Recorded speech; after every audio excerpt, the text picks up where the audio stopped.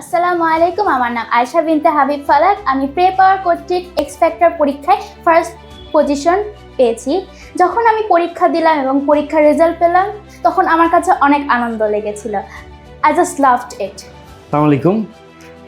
First of all আমি আমার মেয়েকে নিয়ে আসবো কি আসবো না এইভাবেই চিন্তা করছিলাম। তো ওর খুব ইন্টারেস্ট ছিল, ও টিপিক্যালি পার্টিসিপেট করতে চায়।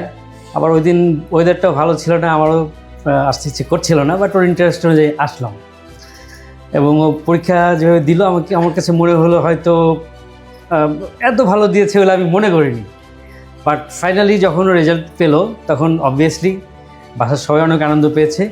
অ্যান্ড সবচেয়ে মোটিভেটিং ফ্যাক্টর আমার কাছে মনে হয় ওর মতো স্টুডেন্টদের, যাদেরকে এভাবে মোটিভেট করা সম্ভব এবং ওদেরকে এই কম্পিটিশনের মাধ্যমে আরও বেশি এনথুজিয়াস্টিক করা সম্ভব।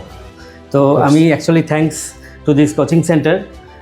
If they arrange this more frequently, then it will be better for all students.